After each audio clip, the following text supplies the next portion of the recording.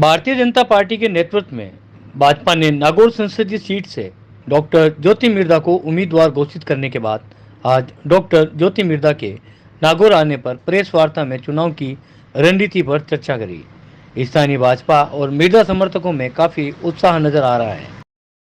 देखिए, माहौल तो आप देख ही रहे हैं, लोगों में काफ़ी जोश है। मुझे लगता है कि ये जो जिम्मेदारी है बहुत अहम जिम्मेदारी है। टिकट से ज़्यादा बड़ी बात, टिकट तो देखिए सब लोग अंदेशा लगा रहे थे कि शायद पार्टी में लिया है तो पिताजी से चुनाव को लड़वाएंगे वाली बात थी, शुरू से ऐसा आकलन था।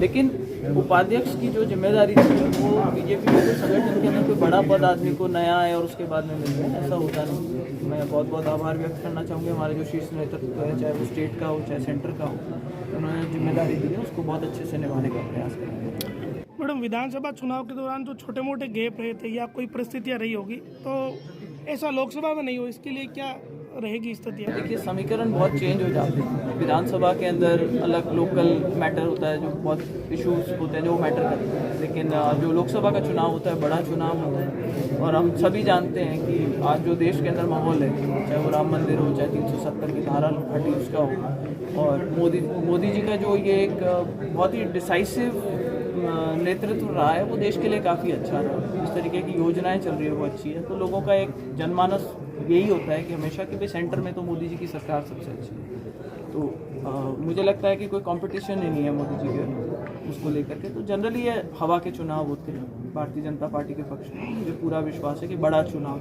अलग तरीके से लड़ा जाएगा, समीकरण अलग होगा, हम जीतेंगे। लोकसभा में कोई लोकल मुद्दा या कोई लोकल एजेंडा रहेगा या जो देशव्यापी मुद्दा है उसी पे सारा कुछ प्रचार रहेगा? देखिए, अपने क्षेत्र के लिए तो हर आदमी कोशिश करता है कि कुछ ना कुछ करे।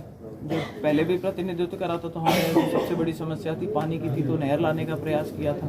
दवाइयाँ सस्ती कराने का डॉक्टर थे तो पता था कि ये चीज़ हम करवा सकते हैं, तो उसके अंदर बहुत मैंने प्रयास करके और कई दवाइयाँ थी जो सस्ती करवाई थी। और भी कई मुद्दे थे, चाहे वो ट्रैक्टर्स को अगर कमर्शियल कैटेगरी में डाला था तो उसको इंश्योरेंस में वापस ठीक कराना। तो जब आप एक सही जगह पर बैठे हुए होते हो, पार्लियामेंट में बैठते हो, तो ऐसी कई चीज़ें कर सकते हो जिससे बहुत सारे लोगों का फ़ायदा हो सकता है। एक जागरूक प्रतिनिधि अगर आपका कहीं पहुंचता है पार्लियामेंट में तो वो अच्छे मुद्दे कहीं उठा सकता है, और अपने क्षेत्र के लिए तो सभी अच्छा प्रयास करते हैं। ठीक है मैडम, एक बीजेपी में भी चर्चा, अभी आपने अपने भाषण में भी कहा कि कोई टसल हो तो बाद में निकाल लेना, क्या कुछ आपको ऐसा लग रहा है क्योंकि आप भाजपा को एकजुट करने की बात कर रहे हैं? देखिए, अब मेरा दायित्व डबल है, सिर्फ चुनाव लड़ने का दायित्व नहीं है, अब मैं पार्टी का भी एक हिस्सा हूँ।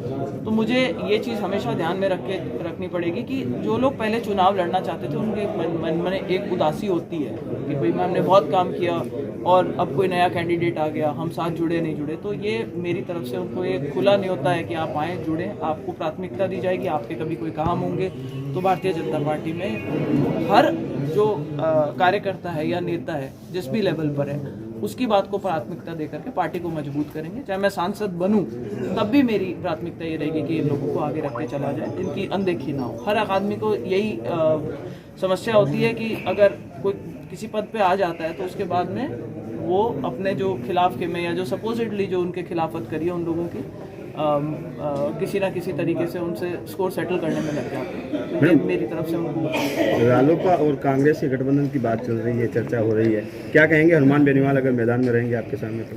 देखिए, वो उनकी प्रॉब्लम है, वो क्या करते हैं।